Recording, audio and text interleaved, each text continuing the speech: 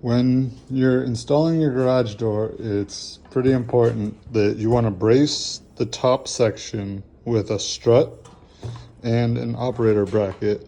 That increases the total strength of the section. So that way there, when the motor goes to pull, it doesn't pull the center of your door and give you a nice crease down the middle. No strut.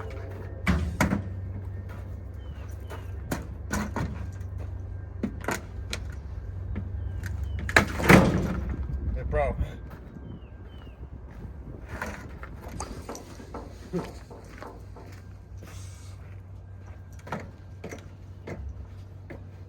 Strut.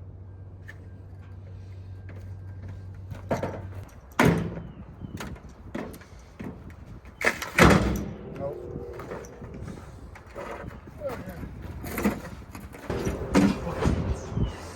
That's the importance of having a strut on your garage door.